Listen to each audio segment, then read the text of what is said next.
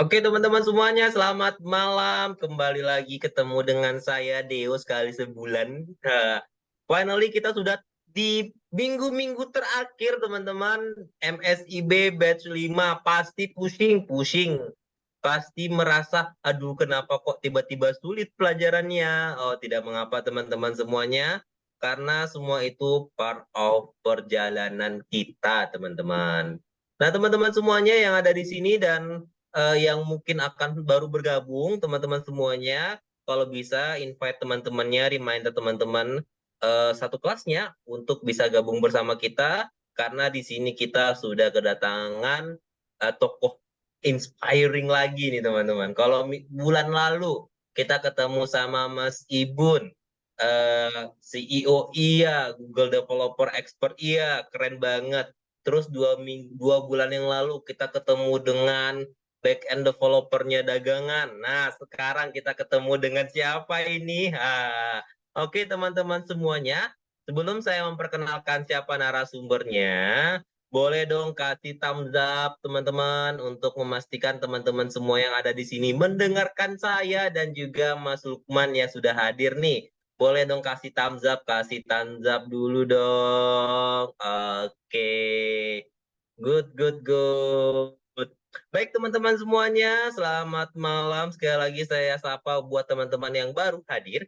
Nah, di sini kita sudah kedatangan Mas Lukman Aljundi. Nah, beliau ini siapa teman-teman semuanya? Tadi biasanya kalau teman-teman lihat posternya tadi tuh, teman-teman sudah melihat siapa beliau ini ya teman-teman ya. Nah, di sini teman-teman semuanya, beliau ini itu adalah kalau kemarin kan kita ngundang ini ya, si Ogits ya. Nah, kalau yang ini nih kita ngundang, mohon maaf ya Mas Lukman, nanti benerin saya kalau saya salah nyebut titelnya. Eh, Head of Business IT Outsourcing teman-teman dari PT GITS Indonesia.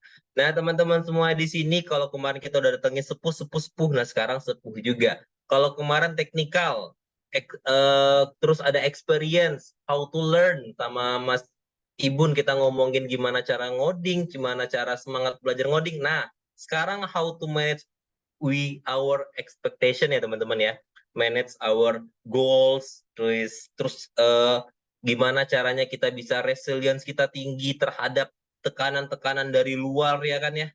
Mungkin nanti banyak eh, berdatangan project-project yang masuk, tapi ternyata ketika project masuk kita pusing, pas project nggak masuk kita pusing juga. Nah, ini kita akan bahas sekarang bersama Mas Lukman teman-teman semuanya. Oke, kita panggil langsung saja ya teman-teman. Mas Lukman, halo Mas Lukman. Halo Mas Deo, suaranya jelas ya? Yes, jelas sekali. Alhamdulillah, thank you Mas Deo. Oke, Mas Lukman boleh dong sedikit ini memperkenalkan diri dong, Mas. Hihihi. Oke, Masya Allah, thank you. Bismillahirrahmanirrahim. Assalamualaikum warahmatullahi wabarakatuh. Halo semua, kalau di GITS tuh kita selalu nanya dulu kabarnya sih Mas Deo. Jadi apa kabar? Nah nanti tolong diketik di chat, itu jawabnya luar biasa ya. Jadi mungkin saya izin menyapa teman-teman juga nih Mas Deo. Jadi kalau nanti saya bilang apa kabar di kolom chatnya tulis luar biasa. Baik, apa kabar teman-teman? Nah kita coba lihat nih. Luar biasa. Masya Allah. Oke, thank you everyone. Jadi saya Lukman. I'm happy to see you guys. Dan makasih banyak buat Mas Deo. Ini suatu kehormatan bagi saya pribadi. Bisa sharing bareng teman-teman. Hopefully it can help you guys untuk bisa dapetin insight-insight. Dan ya ini pasti dengan waktu yang terbatas gitu ya. Semoga ini juga bisa menjadi stepping stone nih Mas Deo untuk teman-teman juga bisa lebih aware gitu ya ketika teman-teman lulus setelah MSIB ini, dan selamat ya buat teman-teman terpilih nih. Pasti kan untuk jadi studi independen atau untuk menjadi magang merdeka atau studi independen pasti kan prosesnya seleksi juga, dan ya teman-teman yang terbaik, dan hopefully dari sini bisa mendapat insight untuk gimana caranya kita bisa bareng-bareng nih bertumbuh untuk masa depan yang lebih baik. Gitu sih Mas Tio. Semoga sih bisa sharing-sharing ya. Saya Lukman, saya dari GITS Indonesia. Yang tadi disebut sih udah nggak perlu disebut ya. Nanti kita lihat aja nih proses dan perjalanannya sesuai dengan poin-poin yang akan kita bahas, Mas Teo. Oke, terima kasih Mas Lukman. Teman-teman semuanya tadi keren banget introduce dari Mas Lukman, teman-teman. Dan tadi juga sudah kita spill nih apa yang mau kita bahas ya, teman-teman ya. Mungkin boleh saya bantu untuk share screen kali ya, Mas Lukman ya.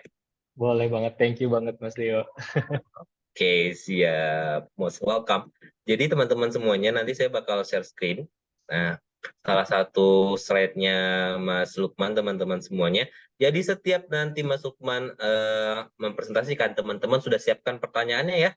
Kemudian nanti pertanyaannya teman-teman bisa langsung tanyakan melalui direct questions ataupun bisa chat di kolom komentar. Siap, teman-teman? Boleh Di dong saya lihat lagi thumbs up teman-teman dong. Please give us thumbs up teman-teman. Thank you everyone. Oke, kepada Mas Lukman, time is yours. Oke, thank you Mas Deo. So, Bismillahirrahmanirrahim. Assalamualaikum warahmatullahi wabarakatuh. Seperti yang disampaikan tadi, kita gimana sih sebetulnya? Aku pengen tahu sih, boleh di kolom komentar ditulis teman-teman setelah lulus nih pengen kerja sebagai apa. Nah, itu aku juga curious nih, apa sih yang sebenarnya teman-teman harapkan? Boleh tulis di komentar ya, nanti mungkin akan aku baca juga. Dan hopefully, ya, saya biasanya emang seneng banget tuh offline sih sebenarnya Mas Deo. Jadi bisa lebih interaktif. Cuman karena ini online, jadi ya saya karena nggak bisa ngelihat teman-teman langsung, saya pengen teman-teman aktif ya di kolom chat gitu ya, dan I'm happy to see it. So boleh ditulis nih ada yang mau jadi YouTuber, boleh banget. Terus boleh juga nih yang tulis juga mau jadi apa, boleh banget ya. Kita belajar bareng-bareng ya teman-teman. So ini akan kita bahas dan ini akan menjadi banyak kegalauan ya Mas Teo tentang kalau gue lulus gue pengen banget dapet kerja lebih cepat, pengen banget bisa ngebantu orang tua, bisa meringankan beban orang tua, kayak gitu. Terus juga ada orang yang, Mas, tapi saya tuh pengen selain ini di luar dari IT gitu kan. So, ini akan coba kita buat lebih general. Jadi, ini bukan silver bullet atau bukan tipsnya literally general banget, tapi ini akan menjadi stepping stone teman-teman ketika memulai di dunia karir. So, next, Mas Deo.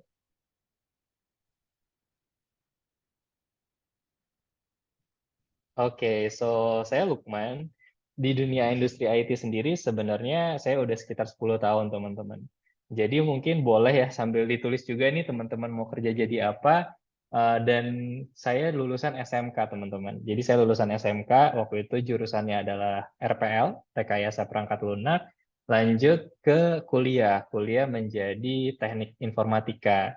Dan ya as we know ya, jadi programmer tuh cukup pusing dan pengen nikah aja ya kalau kalau pada saat lagi kuliah pusing-pusing exit plan-nya adalah nikah gitu. Ternyata jauh lebih pusing. Jadi eh, banyak orang yang berpikir bahwa aduh gila nih prosesnya ternyata panjang. Ketika kuliah kita ngerasain banget rasa lelahnya, proses yang kita selama ini mungkin berharap kalau kuliah bisa lebih santai mungkin dari SMA. Ternyata semester satu masih oke lah gitu. Pas udah masuk semester 5 ke akhir nih, wah itu udah Allahu Akbar banget ya. Jadi ya as we know kita ngerasain banget masa-masa itu. So teman-teman pasti juga akan melihat proses lebih panjang lagi. Jadi kalau nanya, wah akhirnya aku terbebas dari kuliah lulus gitu ya, jeng-jeng gitu, welcome to the jungle. Nah itu yang akan coba kita breakdown. Boleh kita lanjut, Mas Dewa? Nah, landscape ini kita ngerasa ya, dulu kita belum ada AI. Kita dulu ngerjain tugas kuliah, itu benar-benar capek banget ya, sampai begadang, apalagi masuknya kelas pagi itu, aduh, jam 7 tuh udah kayak zombie ya, udah di sini tuh hitam banget di sini kan. Terus sekarang tuh kayaknya banyak banget yang mudahin ya. Ketika ada esai gitu ya, suruh nulis sesuatu, di ChatGPT itu kurang dari 5 menit beres. Jadi ini yang perbedaan zaman ini yang terus berubah gitu. Jadi bukan ternyata setelah dilihat dari beberapa survei, teknologi itu tuh berkembangnya nggak cuma harian teman-teman, tapi jam tuh bisa bisa trendingnya bisa lebih cepat gitu. Dan kita juga memang harus siap dengan itu.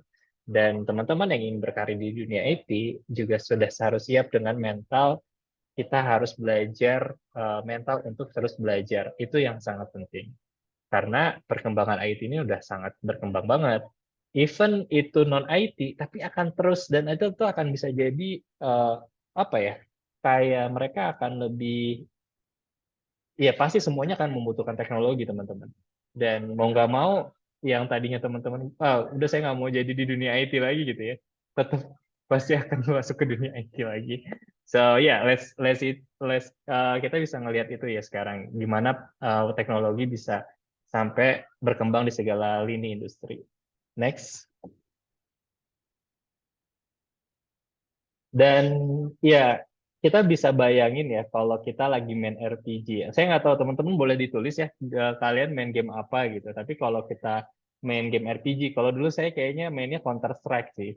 Saya dulu main Counter Strike dan atau saya main game-game RPG lainnya gitu ya, Harvest Moon.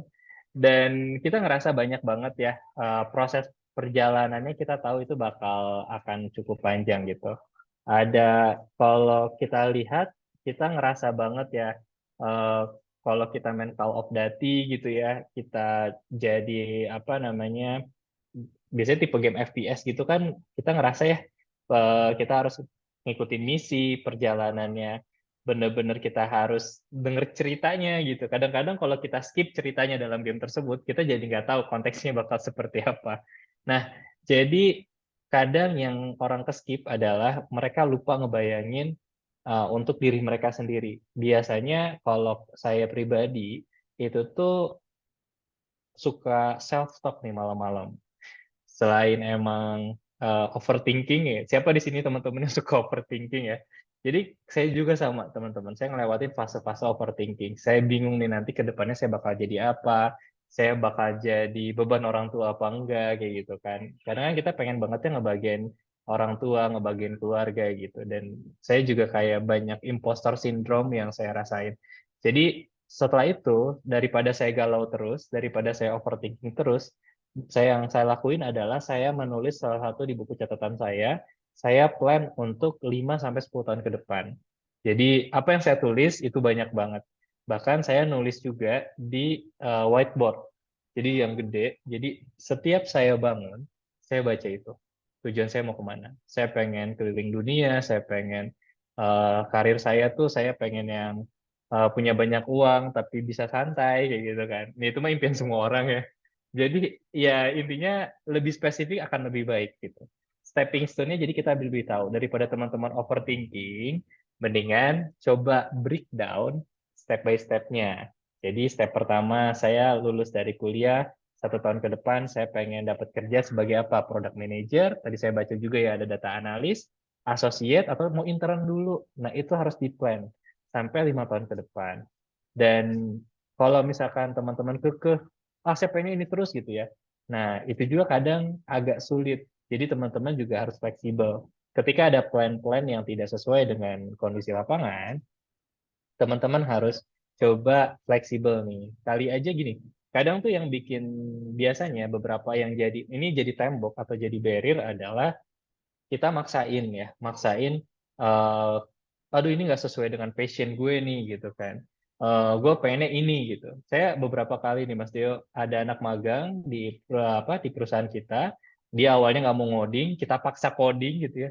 Sekarang jadi ketagihan Mas Deo. Jadi kayak, oh Pak ternyata gini ya. Jadi kadang orang tuh udah mental block duluan cuy. Dia tuh udah kayak, aduh gue nggak bisa gitu. Padahal belum dicoba gitu. Itu kalau kita di zaman 45 ya, tahun 45 udah ketembak Belanda duluan. Jadi udah takut duluan gitu. Belum juga ketembak kan, tapi udah ketakut duluan gitu.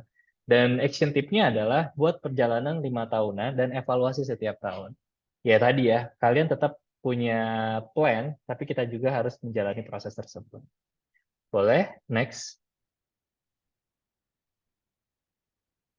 Oke, so this is my first money. Jadi eh karena saya dulu dari lulusan SMK, saya ngerasain banget gimana sulitnya mendapatkan uang. Dan kondisi saat itu orang tua lagi turun-turunnya. Saya ingat banget saya harus apa ya, ngutang ya. Itu sampai 6 bulan. Jadi bener-bener saya nggak punya uang untuk bayar kosan sendiri. Untungnya nggak diusir. Jadi Dan itu tuh selama 6 bulan itu saya berusaha, selain udah masuk bayar kosan, untuk makan aja jadi lebih sulit banget teman-teman. Jadi apa nih yang saya punya? Oh, saya bisa ngajar. Akhirnya saya coba ngajar. Ada juga apa nih? Karena waktu itu RPL ya. Jadi banyak teman-teman yang udah nyerah duluan. Nah itu tuh market yang empuk. Jadi saya menawarkan jasa ngerjain tugas dan mereka tinggal bayar 25.000 dan saya akan kerjain tugasnya dan mereka kirim. Jadi joki tugas udah ada dari dulu teman-teman. Nah, itu yang saya lakuin. Untuk apa? Untuk bertahan hidup dan juga untuk bisa membayar kosan saya sendiri. Dan akhirnya saya tulis ini, ya Allah, semoga ini jadi awalku untuk membahagiakan orang tua saya, terutama Umi. Di sebelah kanan, gitu ya, ketika saya ini orang-orang bayar saya cuma sekitar 2.000 rupiah gitu ya, ketika saya harus menjadi trainer ala-ala gitu ya. Nah, akhirnya saya coba upgrade diri saya untuk belajar jadi programmer dari web developer. Akhirnya qadarullah saya dapat uang terbesar saat itu 500.000. Jadi ya itu happy banget dan saya bisa nelfon orang tua saya. Saya manggilnya Umi, Mi mau dibeliin apa gitu. Ini aku udah ada uang. Jadi saya happy banget saya bisa bayar kosan, saya bisa eh, beliin hadiah sedikit buat orang tua saya gitu. Ujung-ujungnya habis memang, tapi itu kepuasan batin yang nggak pernah saya dapatkan selain itu gitu. Jadi dari situ saya belajar bisnis, belajar apapun yang saya bisa untuk gimana caranya bertahan hidup. Tujuannya adalah bertahan hidup. Itulah teman-teman. Jadi semuanya pasti perlu proses dan saya tahu prosesnya melelahkan, panjang dan bisa jadi ada pain-pain yang kita rasain, ada sakit-sakit yang kita rasain dan I think it's worth for you guys. Next. Dan ini kalau kita lihat ya, kadang kita tuh ini ya, halu ya. Kalau anak sekarang jangan bilangnya tuh halu ya, Mas Deo ya. Halu mulu lu gitu kan. Dan kita ngerasa bahwa ini ada bu guru yang ditanya sama muridnya, Bu kita belajar apa? Belajar merelakan. Ternyata bener loh itu belajar merelakan kita harus aware loh bahwa kita kadang orang gagal tuh bukan cuma orang yang gak mau nyoba ternyata, tapi kadang orang gagal tuh adalah orang yang udah tahu itu nggak efektif tapi masih terus dipaksakan. Itu yang kadang-kadang kita harus juga belajar namanya merelakan. Nah, dalam proses ini kita juga harus yang namanya punya SMART goals. Jadi SMART goals ini adalah kita harus punya goals yang actionable, bukan yang halu ya. Misalkan saya ingin belajar jadi CEO 1 tahun dan pengen bikin startup dalam 6 bulan gitu. Bisa banget gitu. Tapi kan teman-teman pasti butuh banget buat bensin, teman-teman juga pasti butuh buat makan kayak gitu. Jadi teman-teman juga harus punya stepping stone gimana caranya teman-teman bisa menghasilkan uang pertama gitu setelah kalian lulus kuliah, itu yang harus dipikirin sebetulnya. Jadi nggak usah gede-gede dulu, tapi minimal kalian bisa hidup dari diri kalian sendiri. Kayak gitu. Jadi dan bikin actionable yang kira-kira bisa diukur, yang mudah dan ada waktunya gitu. Dan belajar, misalkan belajar bahasa pemrograman Python dalam 6 bulan. Jadi ketika proses itu tuh kalian bisa ke-track tuh progresnya Mas Deo. Oh oke, saya udah 2 bulan, gimana nih perjalanan prosesnya? Udah sejauh mana? Goalsnya mau jadi apa? Apakah jadi data scientist, data engineer gitu ya?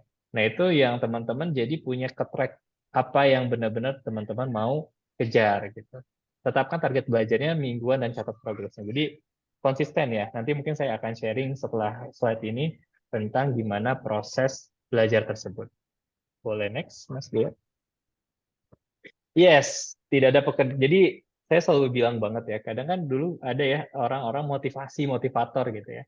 Saya pernah cerita ke anak-anak magang saya bahwa ya mau ada Mario Teguh datang ke kamar kalian, ke kosan kalian gitu ya.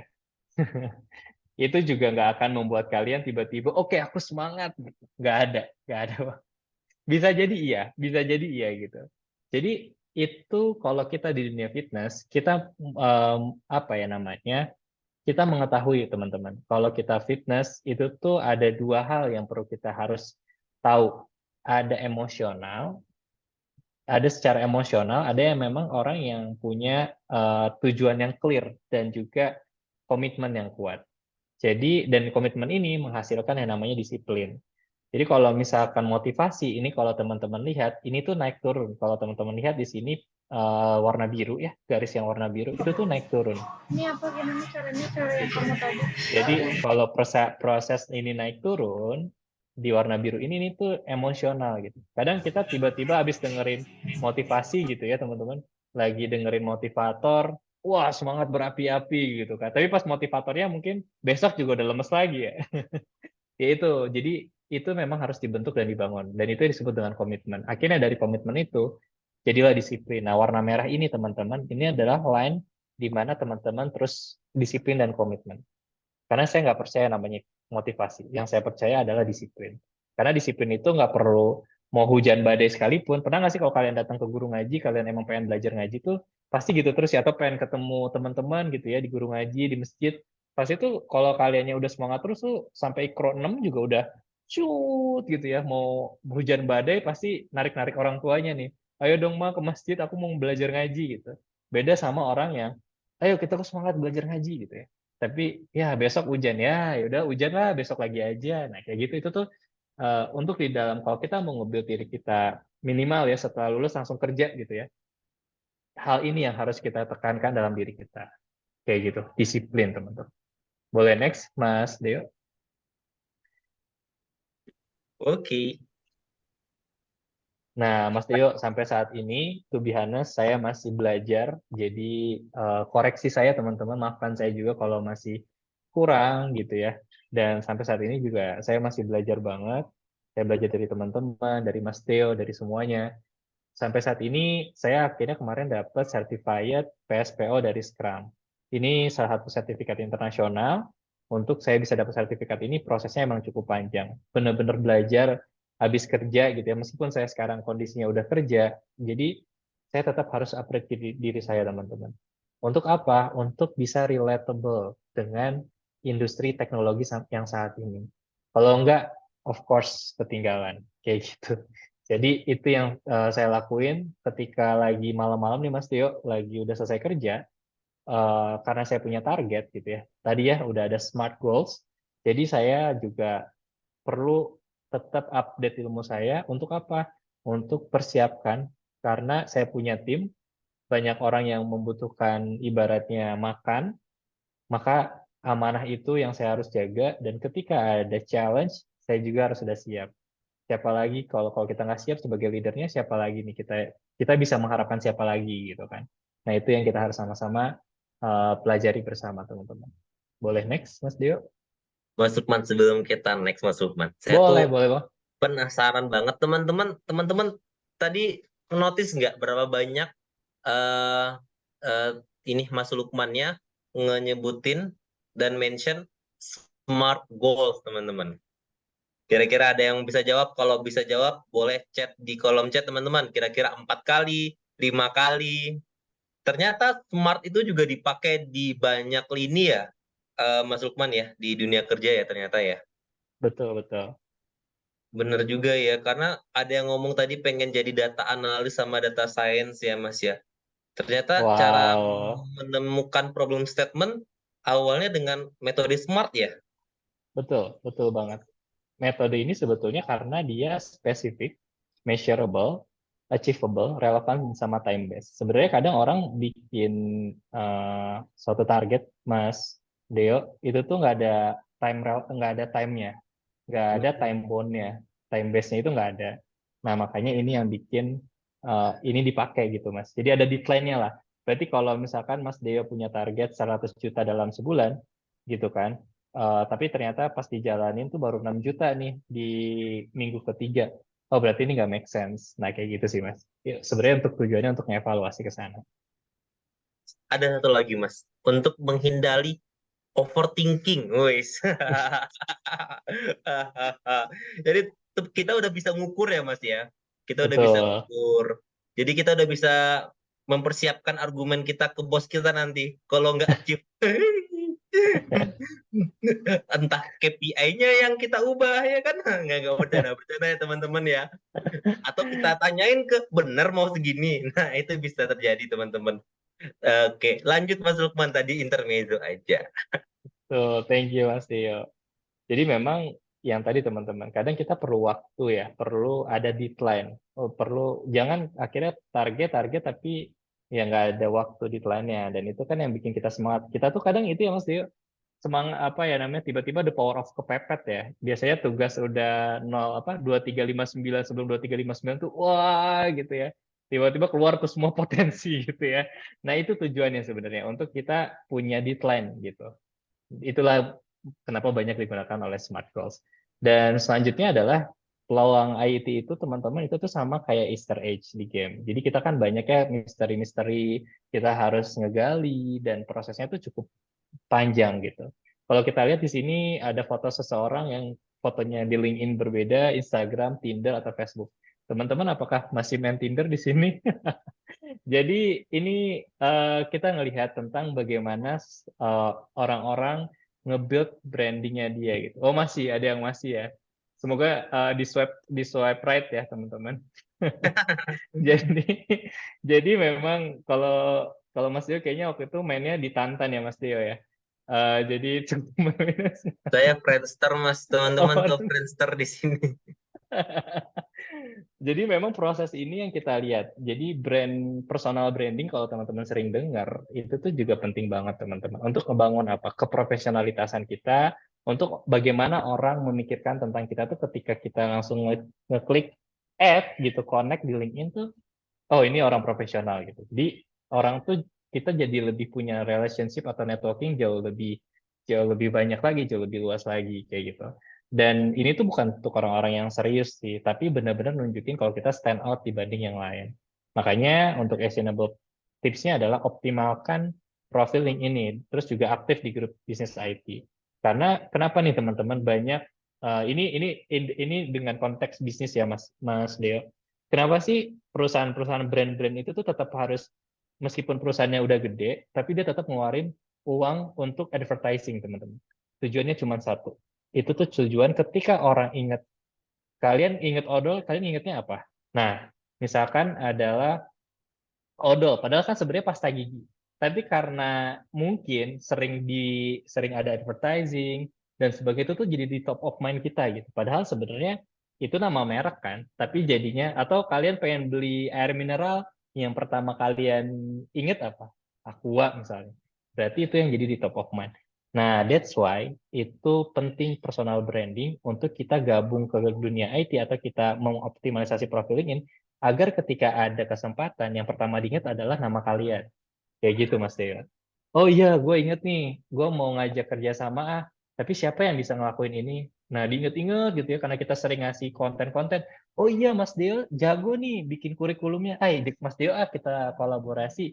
Itu bikin orang di top of mind gitu. Makanya sering ikut organisasi, diskusi, dan sebagainya. Dan buat LinkedIn kalian seprofesional mungkin. Gitu. Next. Jangan yang ada fotonya yang di Tinder kalian foto terus taruh di LinkedIn. Jangan ya teman-teman. Beda-beda. Bukan buat cari jodoh soalnya.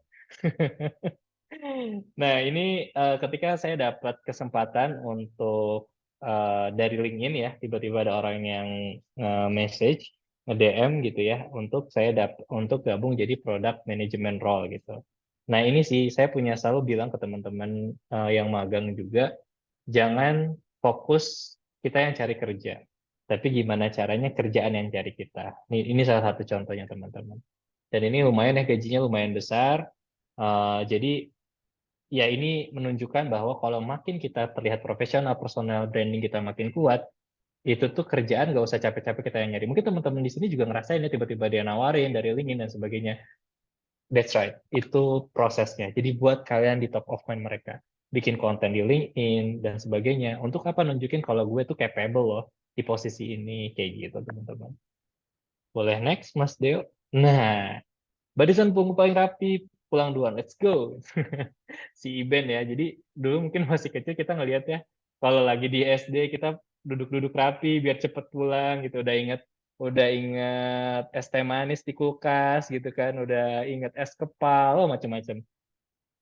Tapi kita juga menyadari proses perjalanan kita untuk berkarir itu pasti ada banyak tantangan, teman-teman. I know, manusiawi banget kita akan ngejalanin proses yang capek, melelahkan, bahkan tadi ada rasa sakit-sakit yang kita bakal rasain. Dan itu wajar banget. Dan atau kita ngerasa diri kita tuh nggak guna gitu ya, overthinking gitu ya. Jadi kayak, aduh gue tuh bisa apa sih, aduh gue yakin gak ya bisa mencapai ini, gitu ya Mas Deo ya.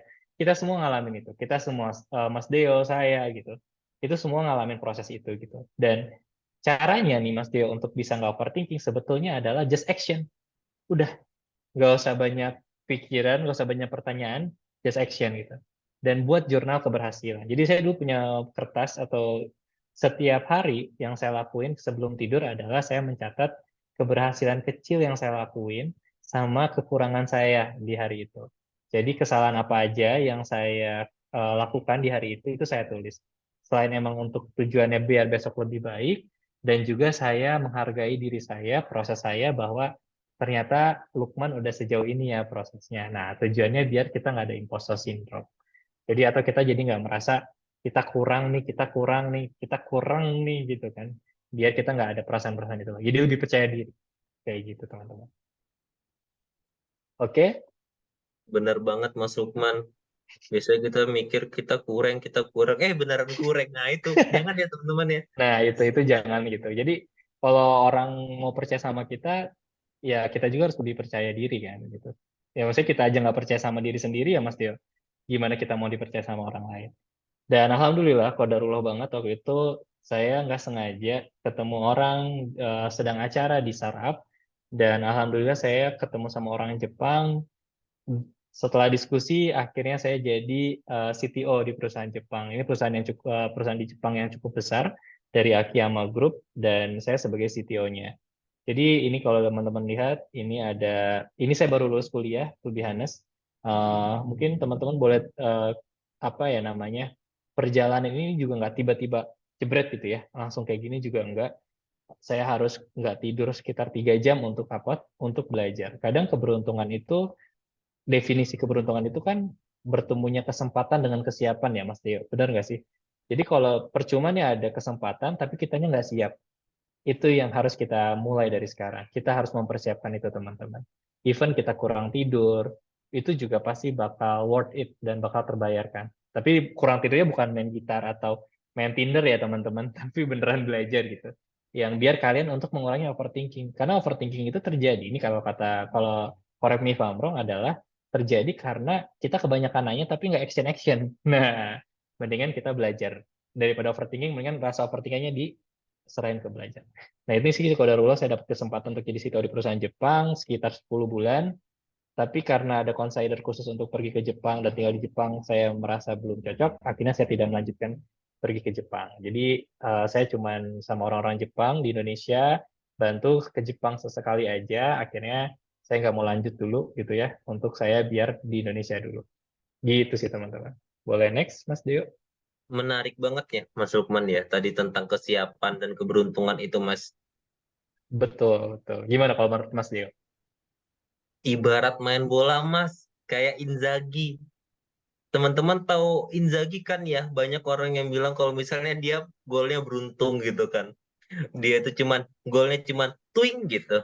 Tapi kalau dilihat-lihat Inzaghi itu sudah siap dari kemarin teman-teman. Maksudnya itu dia dari depan gitu. Nggak mungkin dong dia lenya-lenya. Bolanya kan lewat ya. Nah, dia udah duluan sampai di depan gawang, tinggal nyundul aja. Ibaratnya kayak Bellingham. Nah, itu tuh teman-teman, kalau ada yang tahu. Oke, gua nggak tahu Kak. Nah, tuh si Raffi tahu banget dia tuh. Oke, lanjut Mas. Oke. Nah, ini juga penting teman-teman. Tadi kalau kita lihat, kita coba samarikan ke belakang ini adalah proses kesiapan kita ya untuk sebelum sampai ke sini sebetulnya. Tadi kita lihat tentang kita punya smart goals, kita udah proses kesiapan-kesiapan kita gitu. Jadi pipeline-nya kayak gitu. Jadi dari kesiapan dulu ini prosesnya, sekarang persiapan yang lebih step kedua lah gitu. Jadi setelah proses personal, technical gitu ya. Nah, sekarang lebih ke administratif. Nah, ini yang juga penting banget dan nggak boleh di-skip, teman-teman. Saya sering banget ketika proses panjang ini dengan bikin CV gitu ya, itu juga menjadi salah satu proses yang cukup melelahkan teman-teman. Jadi kadang orang menganggap remeh tentang si CV atau portofolionya sendiri. Ya udahlah, yang penting bagus gitu. Padahal nggak cuma bagus gitu. Bisa jadi ada sekitar 1.000 orang yang ngelamar ke perusahaan itu gitu ya. Dan karena CV kita tidak terbaca oleh bot atau komputer, akhirnya nggak lolos gitu. Jadi sangat fatal banget dan kita nggak bisa benar-benar meremehkan hal tersebut. Jadi harus bisa tahu gitu gimana tipsnya untuk kita melanjutkan ke proses selanjutnya. Biasanya dari screening CV itu ada proses interview gitu. Nah, untuk masuk ke proses interview aja itu tuh mereka harus ngeseleksi CV-CV-nya itu bisa sampai 1.000-an. Wah, apalagi perusahaan BUMN, perusahaan-perusahaan besar kayak Danone dan sebagainya itu bisa sampai puluhan ribu, dan yang untuk diundang interview itu paling cuma 5 orang. Jadi dikit banget, 2-4% gitu. Makanya ini nggak boleh benar-benar kalian remehin. Jadi tulis juga dan buat CV kalian bukan semenarik mungkin tapi se-readable, mudah dibaca, dan tanpa orang, jadi cukup sekali lihat tuh orang udah langsung tahu, oh oke, si ini layak gitu. Nah, itu yang juga kalian harus sama-sama persiapkan. Boleh next, Mas Deo. So, ini portofolio saya. Jadi, ini adalah website-website yang saya buat waktu pas zaman SMK, teman-teman. Ini yang sebelah kiri, yang sebelah kanan, ini adalah sedikit portofolio yang saya dapat dari mulai penghargaan The Most Promising Technopreneur dari Turki, dan juga dapat penghargaan dari GITS Indonesia sebagai Best Operation Support. Saat itu kondisinya saya sebagai Operational Manager, dan alhamdulillah banget ini salah satu portofolio juga yang bisa saya share ke teman-teman, bahwa proses ke sini itu cukup panjang. Ini mungkin harus ada spasi ya, dan spasinya itu jauh banget. Nah, ini dari saya SMK, ini pas saya saat ini gitu. Dan untuk sampai ke sini, kita akan ngerasain begadang-begadang gitu ya, sedih-sedihan gitu. Dan itu pasti manusiawi banget, dan kita cuma bisa nikmatin prosesnya. Gitu sih teman-teman. Boleh next? Nah, ini ya. Jadi tadi proses yang tadi kita udah lihat tentang CV, kita juga udah ngelihat nih teman-teman. Teman-teman juga boleh langsung bertanya ya di kolom chat Mas Deo ya, tentang yang teman-teman penasaranan gitu. Itu boleh banget. Jadi nanti mungkin bisa saya sambil lihat juga. Jadi kita lihat gitu ya, bahwa apa sih yang bikin kita semangat gitu. Ketika kita bangun tidur, atau teman-teman tuh lebih senang tentang apa? Jujur, saya tuh Mas Deo malas banget jadi programmer. Kalau teman-teman boleh angkat tangan atau boleh tulis yes gitu ya. Yang udah capek jadi programmer, mungkin boleh tulis di kolom chat ya. Jadi saya tipikal orang IT yang udah aku kayaknya bukan bukan aku nih di dunia programmer, karena mungkin aku bukan tipikal orang yang lebih seneng ngomong sama komputer. Aku happy banget kalau ngomong sama orang, Mas Deo. Jadi kalau ngomong sama komputer tuh aduh gatel gitu ya. Nah, itu yang saya tuh lebih senang ke sana. Akhirnya saya coba self assessment bahwa saya tuh lebih cenderung kemana. Ternyata saya banyak dibuktikan kalau saya lebih cenderung ke bisnis, Mas Tio. Lucu ya, dari programmer dari SMK sampai first karirnya adalah sebagai web developer, tiba-tiba ke bisnis, itu cukup jauh. Jadi ya, tapi ya itu yang saya suka, dan jadi saya ikutan webinar gitu ya. Makanya teman-teman juga actionable tip-nya, ikutin webinar sebanyak-banyaknya. Kalau ada webinar gratis ataupun berbayar, is worth it untuk teman-teman. Apalagi teman-teman misalkan kurius ya gitu, dan teman-teman pengen nih saya ke arah sana. Jadi ikutin teman-teman. Terutama kalau ada yang dapat sertifikat ya Mas Deo. Itu nunjukin bahwa kalian komitmen untuk belajar dan berkembang. Karena kalau di startup ada namanya Mas Deo growing with pain. Kadang kalau kita lihat adik-adik kita itu tumbuh gigi, itu tuh nangisnya, wah, ya kan, jadi banyak orang yang sakit ya ketika tumbuh gigi. Nah, sama. Kadang kita harus ngelewatin proses itu untuk kita bertumbuh lebih tinggi lagi, teman-teman. Gitu. Boleh next, Mas Deo. Ini pada salfok ya sama dialognya ya. Yo, bener banget. Ngomongin tentang growing with pen itu mirip banget sama run extra miles ya Mas ya. Biasanya orang denger run Tuh. extra miles kayak oh run extra miles aja. Ternyata ketika kita ngomongin run extra miles itu maksudnya kita disuruh capek-capek teman-teman. Lari That's aja right. capek. Ini tambah extra miles lagi. Wah, itu tambah capek. Nah, kalau ada pemimpin kalian yang ngomong gitu dengan santai, Hmm. berarti ada target besar di belakangnya. Nggak bercanda, teman-teman. Lanjut masuk. Oke, lanjut. Nah, ini ya. Jadi kadang kita juga harus punya perjalanan karir. Jadi kita juga harus menikmatin teman-teman setiap prosesnya. Mau itu senang, mau itu sedih gitu. Ya, itu emang proses gitu. Jadi you need to love the process. Dan proses itu kalau di agama saya di Muslim itu adalah yang lebih mulia, malah yang lebih mulia itu prosesnya bukan hasilnya. Jadi cintai prosesnya gitu. Bahkan ketika kalian lagi ngejalanin itu, kalian juga punya playlist tuh di LinkedIn tuh jadi lucu ya, jadi banyak gitu ya. Volunteer, jadi apa. Nggak apa-apa, jalanin prosesnya gitu. Kadang tuh anak-anak sekarang yang saya lihat adalah mereka tuh belum apa-apa udah overthinking duluan, Mas Teo. Jadi belum juga dikerjain tuh udah mikir capek, udah mikir apa. Nah itu udah kalah sebelum berperang. Hopefully ketika kalian udah ngejalanin proses itu kayak bikin aja karya sebanyak-banyaknya gitu. Dan itu yang bikin saya keterima sebagai CTO di perusahaan Jepang. Ketika orang lihat CV saya, meskipun udah fresh grad gitu ya, itu tuh ternyata saya banyak banget ikut organisasi ataupun ikut freelance gitu untuk nunjukin, oke nih gue worth it loh gitu. Gue bisa nih, ini salah satu usaha saya untuk memantaskan diri. Karena sukses itu untuk orang yang pantas. Jadi gimana caranya kita selain memantaskan diri untuk seseorang gitu ya, memantaskan diri juga untuk diri kita di masa depan. Dan actionable tip-nya adalah jangan takut untuk mengambil peran yang berbeda untuk menambah pengalaman. Gaskan aja. Selama masih muda, belum mikirin sesuatu anak, belum mikirin apapun, ya apa namanya, hantem aja gitu kan. Tabrakin aja diri kita, push the limit. Itu yang paling penting. Jadi ya kan kalaupun gagal kalian lebih cepat bangkit ya. Tapi kalau misalkan orang-orang yang udah berkeluarga itu akan punya banyak keterbatasan.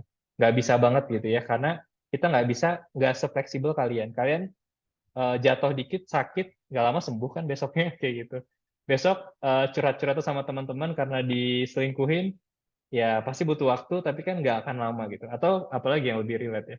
Intinya adalah kalian punya banyak banget jatah masa gagal. Dan jatah masa gagal ini tolong dihabisin, teman-teman. Jangan nunggu sebelum tua. Kayak gitu, Mas Tio. Easy choice, hard life. Hard choice, pasti easy life. The choice is yours. Boleh next, Mas Tio? Mantap sekali teman-teman quote-nya dari Mas Lukman. Ingat ya teman-teman ya. Tapi Mas Lukman, orang Indonesia itu ini ya, jarang banget kasus bunuh dirinya untuk anak-anak mudanya lebih rendah dibanding Korea sama Jepang ya Mas ya. That's right. Bahkan Gen Z-nya yang dikatakan orang overthinking juga ternyata tingkat bunuh dirinya itu tuh masih mikir-mikir gitu. Ternyata yang saya lihat orang Indonesia tuh suka ini ya, suka berbaur. Se apa ya, se-nerd-nerdnya orang ternyata suka ngomong juga ya Mas Lukman ya orang Indonesia ya. Benar, betul, betul. Betul banget. Ya, talk itu butuh banget ya, apalagi wanita ya punya jatah bicara ya gitu. Lebih banyak dibanding jatah cowok. Ya, yang penting sih kalau saya lihat sebenarnya memang Gen Z, saya juga kurang setuju ya kalau Gen Z juga punya mental yang lembek gitu ya. Saya yakin teman-teman juga punya mental yang kuat dan teman-teman tuh memang lebih cerdas, Mas. Jadi itu yang kita harus akuin. Generasi di bawah kita itu generasi yang memang jauh lebih pintar dari kita. Tapi yang kadang jadi issues adalah mereka itu masih ya tadi overthinking dan energinya itu gede, tapi nggak tahu dialihinnya kemana. Nah, itu yang kita juga harus bantu mereka, Mas Deo. Tapi Mas Lukman mohon maaf, saya Gen Z. Tapi Teman-teman tahu saya Gen Friendster Z ya? ya. Saya Gen Z generasi pertama. Mungkin kalian nggak sadar dan shock mungkin. Saya Gen Z++. Z generasi pertama. Saya sepupunya Gen Z. Sepupunya. Oke, so masih balik nih Mas Deo. Jadi kalau dari cerita tadi, ya tadi ya Gen Z itu memang Gen Z millennial is not about just generation sih, tapi di milenial juga banyak banget hal tersebut terjadi. Dan sebetulnya orang-orang anak muda sekarang, apalagi yang terpapar teknologi, mereka tuh punya energi yang lebih gitu. Dari energi yang lebih ini karena cuma di handphone. Kalau dulu kan kita main gatrik, main apapun gitu. Sekarang kan rata-rata di gadget. Karena udah terpapar teknologi dari kecil gitu. Nah, itu yang memang perlu disalurkan ke hal-hal yang jauh lebih yang bisa mendukung pertumbuhannya teman-teman. Dan ya sama tadi kalau ngomong ngebahas, kita harus coba dari semua. Kalau teman-teman lihat di Git sendiri, saya karirnya dimulai dari product owner. Saya waktu itu bantuin Pak Nadiem Makarim bikin kampus Merdeka. Yes, yang kalian pakai itu adalah saya product manager ya. Lalu dan next langsung saya diangkat jadi senior operational manager, baru sekarang jadi head of business ada IT outsourcing gitu. Kalau teman-teman lihat dan aware bahwa ini nggak ada hubungannya nih teman-teman. Dari product owner tiba-tiba saya jadi leadernya para tribe leader gitu. Jadi leadernya para product manager. Tiba-tiba naik lagi nih lebih atas lagi gitu. Dan itu tuh pasti ya nggak expect juga sebetulnya. Dan memang kita harus coba teman-teman. Ya udah gaskan aja lah pokoknya. Kadang saya juga cuma bilang, iya Pak. Jadi template-nya tuh kalau ditelepon sama Pak Ibun ya, Man, bla bla bla. Oh iya, siap Mas, siap Mas. Gitu. Ya udah gaskan aja deh. Nanti di belakang sambil cari-cari gitu, ini gimana caranya? Kayak gitu Mas. Ya udah, yes dulu aja. Kalau anak sales tuh bilangnya yes dulu aja. Nanti bisa apa enggak prosesnya ya udah nanti di belakang. Yang penting yes dulu aja. Gitu sih Mas Tio. Jadi ini yang karir saya. Jadi apa yang saya ucapkan ini udah saya lakukan. Kurang lebih seperti itu. Boleh next? Face it until make it. Betul banget. Nah, ini juga sama ya. Jadi portofolio itu kayak TikTok. Mungkin sini siapa yang suka main TikTok ya? Nah, ini kita juga jadi ajang untuk pamer skill teman-teman. Jadi jangan cuma di CV. Kalau kalian mau tadi ngelamar sebagai data scientist atau product manager, kalian juga harus punya kayak mini apa ya? Mini project juga kalian kalau misalkan kayak ngerasa, oh, aduh saya mau jadi product manager tapi belum ada portofolionya. Ya udah bikin aja mini project bareng teman-teman kalian atau kalian ikut aja intern sebagai product manager misalnya. Untuk apa tujuannya? Untuk portofolio teman-teman. Karena portofolio ini bikin orang jadi lebih apa ya? Jadi stand out dibanding yang lain. Kalau kalian nggak punya portofolio, itu juga takut disangkanya kalian tuh cuma teori doang. Padahal sebetulnya kalian udah ngelakuin itu gitu kan. Nah itu tujuannya portofolio. Itu yang bikin orang jauh lebih trust. Ya kan nggak ini ya. Kalau ngomongnya bagus tapi karena portofolionya ini ya nanti dianggapnya nah ini mah tipu-tipu gitu kan, ini mah ansor nih angin sorga doang gitu. Nah itu tujuannya untuk apa? Evidence bahwa teman-teman emang capable.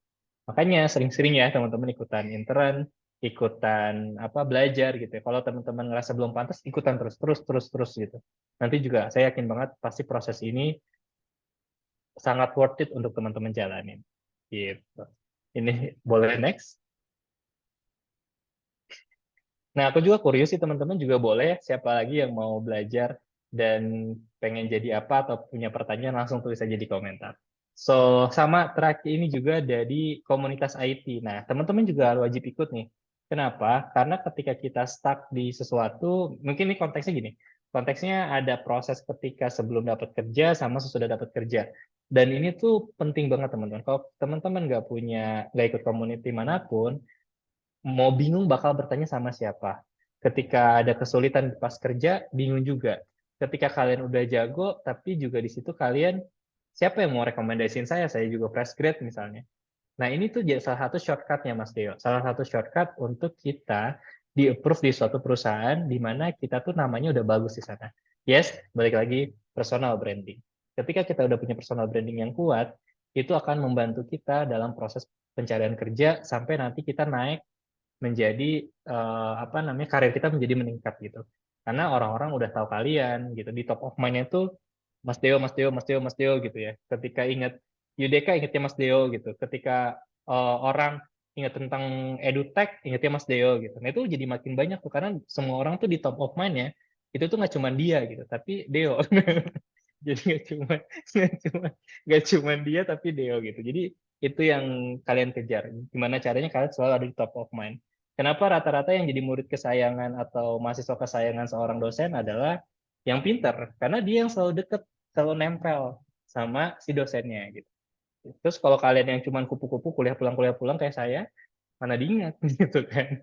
Nah yang kayak gitu teman-teman. Jadi itu tujuannya untuk kalian selalu ada di top of mind mereka. Dan ikut meet up atau hackathon untuk memperluas jaringan kalian. Jadi ketika mengatakan Deo, oh gue tahu tuh Mas Deo gitu kan. Wah, orang jadi sering ngomong, oh lu kenal gitu kan. Itu jadi lebih, Mas Tio gue ada project nih, tolong bantu gue ya, kayak gitu. Itu tujuannya teman-teman. Next. So I love, kalau saya sebenarnya jujur banget Mas Tio, kalau saya tuh I love education gitu. Jadi saya senang banget, waktu itu saya terpilih sebagai inspirator di kelas inspirasi Bandung, di Lebak Banten juga. Saya juga sebagai speaker di Global Entrepreneurship Congress. Di sini isinya ada CEO Facebook, ada CEO-nya Coca-Cola, semua perusahaan besar di Amerika, di seluruh dunia hadir. Waktu itu dibuka oleh Pak Erdogan di Turki. Dan setelah itu saya ikut juga di Asia, saya ikutan di Tekin Asia. Kalau teman-teman IT pasti udah tahu banget ya tentang Tekin Asia, saya juga ikut di sana. Jadi untuk apa tujuannya? Betul, memperluas jaringan dan saya bisa silaturahmi ketika saya butuh IoT, oh iya saya ada perusahaan ini nih, ajaklah kolaborasi gitu. Dan kemarin kalau misalkan saya lagi butuh perusahaan yang bisa udu, oh iya saya inget nih ada direkturnya nih, langsung aja saya telepon gitu kan. Nah gara-gara itu teman-teman, jadi makin luas jaringan kita, makin cepat ngebantu proses kita.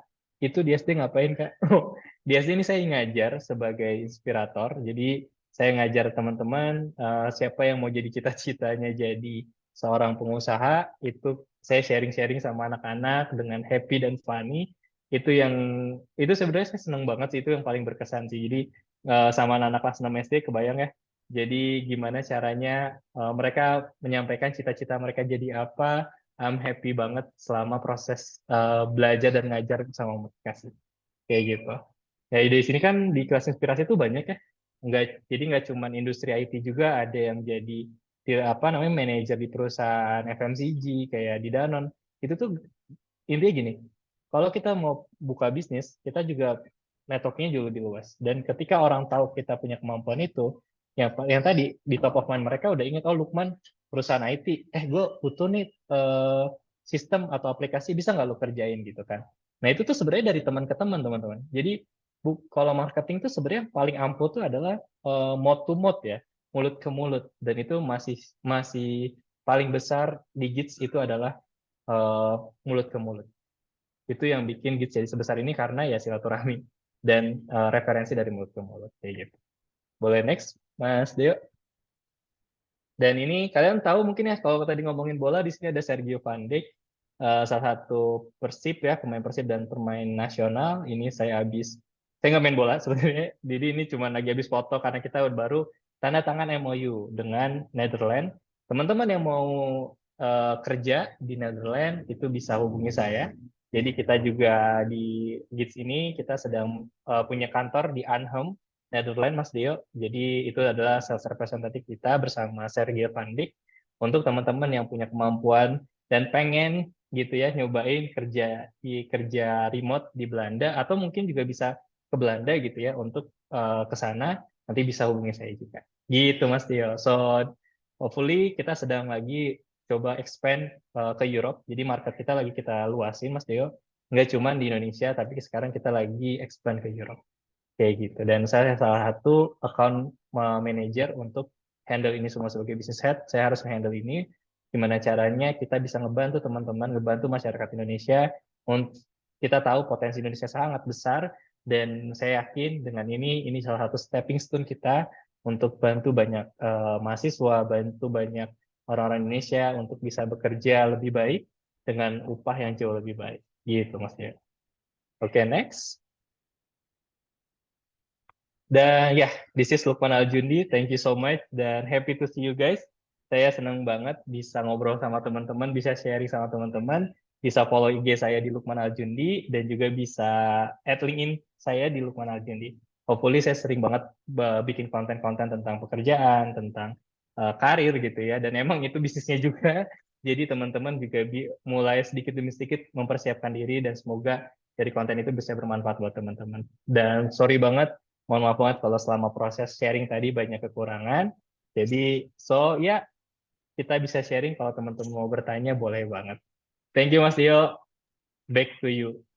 Thank you Mas Lukman. Finally we have a fruitful presentation ya teman-teman, sharing session. Dan we have 3 minutes left. Ternyata Anissa sudah tidak tahan untuk bertanya. Langsung Anissa Syifahus Soliha, time is yours. Oke, Kak Deo, terima kasih atas waktunya. Sebelumnya, selamat malam Kak Lukman dan Kak Deo, serta teman-temanku semuanya. Saya izin bertanya, Kak, sedikit. Jadi, di sini saya ingin memposisikan diri saya untuk mencari pengalaman terlebih dahulu di perusahaannya, Kak. Jadi, saya tertarik untuk bekerja di dunia IT sebenarnya, walaupun masih beginner dan honestly saya belum menguasai di dalam satu konsen pun. Contohnya ya back end yang sedang saya pelajarin sekarang. Terus saya belum tahu persis saya ingin bekerja di bidang IT yang mana, apakah back end kah, front end, atau lainnya. Nah, rata-rata perusahaan hire pekerja itu dalam rentang usia 21 hingga 25 tahun ya, Kak. Pertanyaan saya adalah, bagaimana caranya agar saya bisa exploring lebih jauh dan benar-benar tahu saya more interest ke konsen yang mana. Kalau ingin mengetahui ingin mencari tahu tentang semuanya, bisa dikatakan keburu tua tanda kutip dari usia yang dipatok perusahaan. Itu sih Kak yang ingin saya tanyakan. Terima kasih Kak. Selamat malam. Ini jadi mau langsung dijawab atau mau kita collect dulu nih Mas Teo? Mungkin langsung kita jawab aja sambil Oke, nunggu yang ini lain. pertanyaannya Question. bagus banget. Thank you banget buat Mbak Anissa ya. Jadi, yes, itu betul banget. So, jadi ini mungkin kalau nanya gimana dengan kan berarti kan ada deadline adalah tadi ada rentan waktu yang kita sama-sama consider dan kita sama-sama tahu bahwa ada deadline yang sama kayak orang yang mungkin ya mau nikah juga sama kadang kita mikir aduh ini gue udah usia segini nih gue gimana atau tadi bekerja ada batas maksimalnya nih bahkan di Indonesia tuh FYI itu tuh eh, ini lucu ya. Di Indonesia tuh usia 30 tuh harusnya udah pensiun. Karena rata-rata orang ngebuka lowongan itu tuh maksimal usia tuh sampai 30-an. So ya, teman-teman bisa cek ya di sana gitu. Dan I think it's hard. Itu sulit banget untuk hal tersebut. Nah, dari proses dan mungkin jawabannya gimana caranya kita tahu kita more interest kemana gitu. Sederhana sih, Mbak Anissa sebetulnya. So, correct me if I'm wrong gitu ya. Jadi kalau saya itu tadi kasih smart goals, kasih deadline gitu. Seberapa cepat Mbak Anissa learning curve-nya. Kalau Mbak Anissa tuh harus punya goals. Punya goals tuh Mbak Anissa misalkan di back end, Mbak Anissa tuh harus belajar sejauh apa gitu. Dalam kurun waktu berapa. Kalau ternyata prosesnya lama, ya berarti udah mulai berpikir tuh, bener nih gue masih mau di sini atau diganti dengan yang lain gitu. Nah itu sih yang pertama. Jadi Mbak Anissa harus punya deadline. Belajar back-end engineer, dan goals-nya mau sampai mana. Apakah full stack dulu nih, belajar full stack. Pengen bikin website portofolio sendiri dengan menggunakan Golang, dengan menggunakan Node.js. Gitu. Full stack nih sampai front-end-nya dikerjain. Dalam kurun waktu berapa lama? 6 bulan. Atau 2 bulan. Nah, itu kan ada deadline tuh. Nah, coba evaluasi di sana. Seberapa seberapa cepat dan seberapa kuat Mbak Anissa untuk mencapai ke sana. Kalau ternyata udah mau mendekati 6 bulan tapi belum ada 50%, so ya evaluate. Apakah benar di sini gitu atau coba lagi gitu. Tapi di perjalanan, to be honest, sampai ke tahap ini saya ketika jadi wakil developer Mbak Anissa, itu tuh saya sering dapat undangan gitu. Waktu itu di Bandung ada namanya Agile Community kayak gitu. Itu tuh saya ikutan aja gitu. Meskipun saya gini, saya tidak pernah membatasi diri saya sebagai apa. Saya di awal ketika saya kuliah, saya tidak pernah mengidentify kalau saya apa gitu. I love learning, saya coba pelajarin dulu semuanya gitu ya. Lihat ya, saya tuh lebih semangat pas ngerjain apa gitu. Ternyata saya lebih cepat gitu ya. Itu ketika saya jadi product manager. Wih, kok jadi cepet banget ya? Terus saya tuh nggak ada ngeluh sama sekali. Jadi kayak happy aja ngerjainnya. Oh iya, oke gini. Terus memang akan ada nemu obstacle-obstacle ya. Tapi akhirnya ternyata dalam waktu sekian bulan jauh dari ekspektasi gitu. Bukan jauh dari ekspektasi, sorry. Melebihi ekspektasi. Oh oke nya saya ternyata ada di sini gitu. Jadi yang pertama tadi harus punya deadline dan harus punya goals. Evaluasi dari situ. Kalau ternyata prosesnya lambat, berarti coba evaluate. Bisa jadi belum tentu nih, bukan karena ini, tapi karena mungkin ada isu, ada obstacle di mana. Itu yang perlu dievaluasi dari time bound tadi, makanya smart goals ya. ada time bond tersebut. Itu yang pertama. Yang kedua, karena tadi udah ada itu ya, terus setelah dievaluasi ternyata enggak, coba lagi lihat gitu, ada apa lagi selain ini. Oh ternyata atau bisa juga di awal ikutan aja asesmen tadi, asesmen apa kita tuh lebih cenderung kemana. Kalau aku tuh saya ikutnya DISC ya, saya ngelihat tuh saya lebih suka di mana gitu. Kenapa saya nggak memilih sebagai coding, jujur saya lambat banget untuk bisa catch up untuk ke desain tersebut. Nah dari situ aware, oh ternyata saya bukan di programming. Kayak gitu sih Mbak. Jadi benar-benar saya lihat dari time bond yang udah saya set. Kalau udah kelamaan, berarti I think I'm not here. Tapi ketika saya ternyata melewati ekspektasi, melebihi ekspektasi, berarti I'm here. Itu aja sih sebetulnya. Terus proses learning curve-nya gimana? Apakah lebih cepat, apakah lebih lama? Kalau ternyata lebih lama, ya ini berarti kita bukan di sana nih. Atau kita coba cari lain nih. Kita coba cari skill lain gitu. Tapi skill programnya bakal hilang nggak? Ya udah pasti nggak bakal gitu. Jadi kita minimal jadi lebih tahu kan, kalau untuk bisa jadi full stack developer, untuk bisa jadi data analis, data engineer dan sebagainya, kita udah ngerti gitu. Tapi saya yakin saya bukan di sini gitu. Lebih banyak sering-sering self talk sih ujung-ujungnya Mbak Anissa. Sering ngobrol sama diri sendiri, sering berterima kasih sama diri telah ngejalanin proses. Nanti lama-lama juga bakal kebuka. Makin kita tahu tentang diri kita, itu akan jauh lebih memudahkan proses kita untuk mengetahui siapa kita gitu. Tapi bukan definisi ya, tapi lebih kayak oh ternyata gue lebih cepat di sini, ya udah kita langsung aja tuh gasken gitu kan. Ternyata kalau lebih lama tinggal evaluasi aja. Time bond. Jawabannya adalah time bond. Itu aja sih Mbak Anissa. Semoga menjawab. Gimana menurut Mbak Anissa menjawab apa pertanyaan? Udah banyak ya Kak. Udah banyak ngobrol sama diri sendiri sih, tapi masuknya lebih ke gila mungkin. Oke, untuk jawabannya terima kasih banyak ya Kak. BTW presentasinya keren banget, keren abis. Thank you Mbak Anissa. Tapi by the way, kalau ngomongin Sapak, jadi gimana proses pengenalan diri? Aku malah jadi curious ya. Jadi gimana proses Mbak Anissa untuk bisa sampai, kok bisa tiba-tiba jadi backend engineer gitu ya? Gimana tuh prosesnya? Dan apakah ada alternatif lain gitu?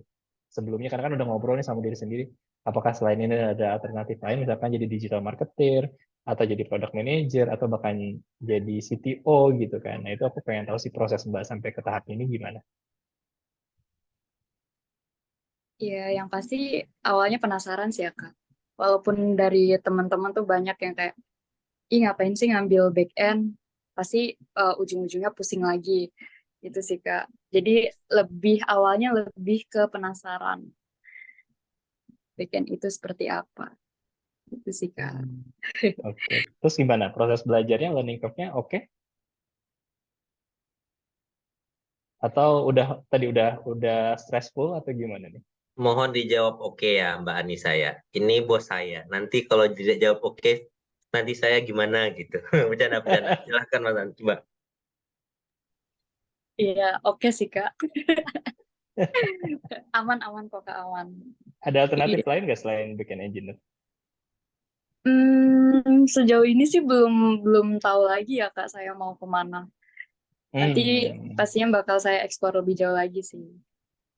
Oke. Tapi motivasinya apa sih jadi kuris? Ya teman-teman tolong tulis juga ya di komentar.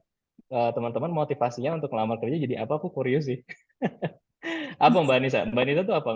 Kenapa mau backend engineer? Saya curious banget. Apa karena gajinya gede? Kayak ngeliat di LinkedIn, oh gajinya 40 juta, gue mau jadi engineer atau gimana? Selain penasaran.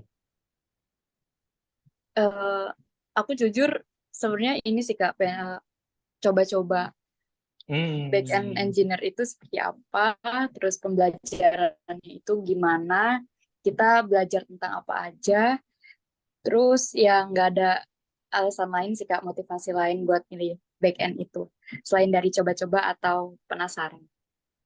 Keren banget. Cukup random juga ya. Aku curious itu ya. Tapi keren banget. Semoga sukses ya di backend engineer ya. Amin. Kalau Lukman juga semoga makin sukses ke depannya. Amin. Kadenya juga. Nah itu, saya nunggu saya disebut namanya. Kok nggak disebut? Bercanda. Menarik nggak sih Mas Lukman kalau misalnya kita belajar IT kayak Anissa Mm-mm. as a back end engineers. Tapi some days kita tiba-tiba jadi product manager. Itu guna banget loh. Ya kan bener ya. Karena Wah, kita bener, pertama bener banget. bisa nyambung banget ngomong sama programmer. Yes, Terus kita bisa lobby waktunya juga lebih oke kali ya. Karena kita udah punya that's strong right. point. Kan saya udah pernah ngerjain juga. Itu sederhananya seperti itu ya. Itu gimana Betul. menurut Mas Lukman? Di Gits tuh ada 4 orang yang akhirnya jadi leader sekarang. Dia tuh dari developer. Literally dari awal masuk Gits tuh sebagai backend engineer. Sekarang jadi product manager gitu. Dan itu nggak satu, itu ada 4 orang. Dan yang satu lagi bahkan sekarang jadi VP ya, jadi vice president. Bukan vice president maksudnya, tribe lead. Jadi tribe leadnya Gits gitu. Dan dia tuh programmer gitu. Dan ya I know there's so many things yang kadang kita juga perlu tahu ya. Kadang ketika kita jadi programmer kan beda nih. Kadang mungkin kalau kita ngomong yang biasanya sama komputer gitu, sekarang jadi lebih dinaikin nih ngomongnya ke klien atau kemanapun. Itu juga salah satu jadi challenge juga. Tapi benefitnya banyak banget. Kita jadi tahu cara berpikir developer, kita jadi tahu manajemen load developer, kita jadi lebih cepat prosesnya ketika mereka menemukan stuck atau obstacle-obstacle di area tertentu gitu sih Mas Deo. Dan itu sangat benefit banget. Karena basically karena saya sebagai web developer ya sampai akhirnya bisa bisa ke bisnis gitu ya. Itu tuh juga sebenarnya dapat banyak banget insight dari developer sebetulnya Mas Deo. Kayak gitu. Ya hopefully it can help you guys. Itu kalau saya punya anak, saya minta anaknya jadi programmer dulu. Karena dengan jadi programmer itu struktur berpikirnya sangat berbeda banget emang kayak gitu dan itu kerasa banget itu merubah hidup saya sendiri kayak gitu sih Mas Dio dan di bisnis pun akhirnya punya strategi-strategi yang relevan untuk kita bisa ke sana gitu sih Mas Dio. Menarik banget. Keren banget nih Mas Lukman. Teman-teman semuanya. Sekali lagi aku mau recall. Ada yang mau bertanya teman-teman? Maybe last question because we have time is up for today, tonight. Jadi teman-teman boleh dong satu pertanyaan lagi. Tadi thank you ya Nis. Udah bertanya. eh ya kalau saya lihat sih Nisa one of the best students ya. Yang selalu aktif di kelasnya ya Mas Lukman. Mana tahu Wow, nanti boleh di congratulations. hire kids ya. Oh. Boleh Oke. banget. Nah, teman-teman semua di sini mungkin ada yang mau bertanya, boleh banget langsung raise hand ataupun bisa langsung tulis pertanyaannya on eh, ini Di komen chat ya. chat ya. Bener Ayo banget. teman-teman, boleh boleh Boleh banget nih banget ada teman-teman kesempatan semuanya. kita bisa ngobrol bareng. Gimana? Tapi saya tadi banyak banget ya Mas Dio, banyak banget ada yang saya mungkin akan bacain ya tentang data analis, jadi PM, Elisa Novella ya. Ada yang data analis dari Novrimus, Raffi, Delto, UX Writer, oke, menarik. Saya mungkin mau manggil Mutiarana ya. Boleh nggak nih Mas Deo? eh Mutiarana nih untuk apa open mic saya curious kenapa pengen jadi UX Writer. Ini beda nih dibanding yang lain. Mungkin boleh open mic. Oke, Mutia. Iya, Mutia. Halo Mutia. Iya, halo Kak. Halo, curious nih Mbak Mutia. Aku pengen tahu kenapa pengen jadi UX writer dan dari mana nih bisa tiba-tiba motivasinya sebagai UX writer. Mungkin boleh sharing Mbak Mutia. Iya, aku mau disclaimer dulu. Sebenarnya tadi saya mau ngeramein chat aja. Sebenarnya saya ini markom officer dari MIKTI, Mas. Cuman Oke. boleh sharing lah ya. Jadi Mm-mm. saya basicnya nulis kan dan di communications dan at that time sampai di satu waktu saya kena layoff dan Oh, saya oke. ngerasa nih kalau saya mainnya di kreatif base aja, di nulis aja, saya nggak akan survive dan makanya saya pengen ngerambah ke dunia produk, tapi biar nggak terlalu kaget ya. Jadi dimulainya dari pengennya jadi UX writer dulu karena masih ada writing saya juga gitu. Gitu sih Mas. Oh, really sorry to hear that. Jadi sempat kena layoff ya. Boleh sharing nggak sih apa yang menjadi alasan company akhirnya eh, bisa sampai kena layoff dan why UX writer dan kenapa yakin nih? Mbak Mutia, it will can help you career gitu in the future? Jadi sebelumnya itu aku kenal layoff itu di mid Februari 2023, Juni gitu, Juni sebelum aku di MIT, dan sekarang alhamdulillah udah dapet juga yang baru, tapi eh itu emang karena purely dari company-nya udah nggak ngejual lagi, udah kebingungan cara cara narik revenue-nya dari mana. Jadi Oke. salah satu hal yang dilakukan adalah efisiensi karyawan.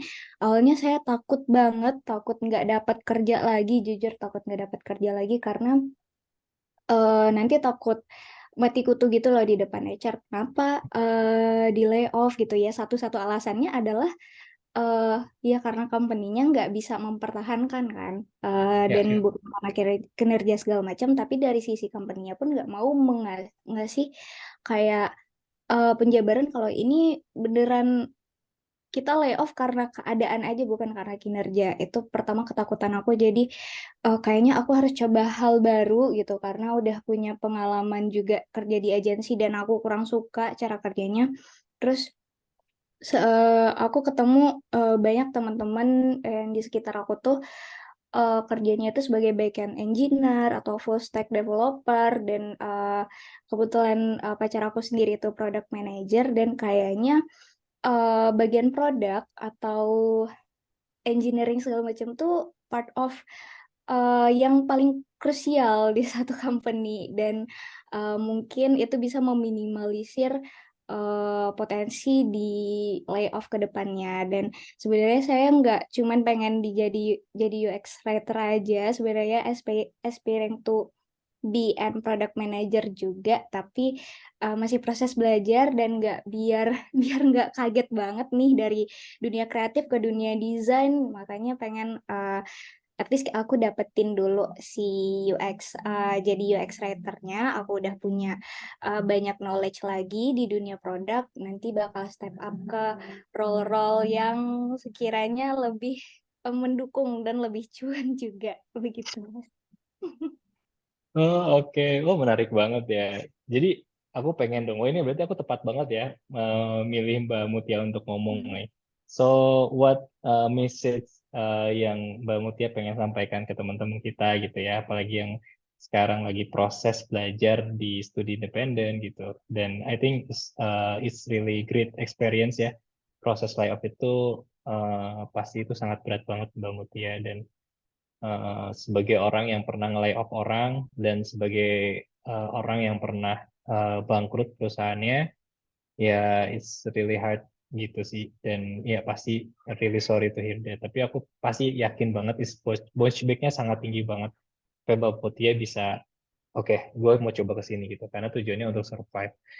Pesan apa sih yang pengen Mbak Mutia sampaikan nih buat teman-teman kita di sini gitu ya, dan gimana cara kita bisa bertahan dan bisa mungkin nggak akan bisa pasti akan nggak bakal di layoff ya kalau ujung-ujungnya perusahaan udah nggak dapat revenue lagi gitu. Lebih ke pesan aja sini, dan atau skill apa yang harus teman-teman di sini punya gitu. Wah, ini pertanyaan untuk saya nih Mas. Iya dong. Itu tiba-tiba jadi berganti narasumbernya. Iya, paling notes buat teman-teman, jangan cepat puas, tetap belajar aja karena kita nggak tahu apa yang bakal kita hadapin di depannya. Itu aja sih Mas. Dan beberapa kali aku keterima kerja tuh beberapa kali HR-nya mention karena kayaknya kamu kelihatan pengen belajar banget gitu. Jadi apapun yang bisa dipelajari ya udah pelajarin aja selama nggak merugikan, dan lagian nggak ada belajar itu yang merugikan. Itu aja sih Mas dari aku. Wow, keren banget message-nya ya. Thank you loh Mbak Mutia udah sharing-sharing banget sama kita. Keren-keren banget.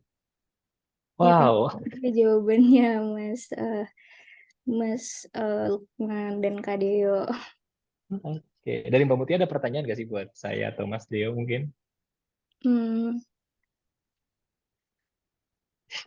Paling buat yang newbie banget nih Mas, karena beberapa student itu aku lihat juga non IT background. Buat nyemplung ke dunia IT itu sebenarnya selain hard skill, apa aja sih yang perlu kita kita kita improve based on experience dari Mas Lukman yang emang udah orang IT nih dari awalnya gitu.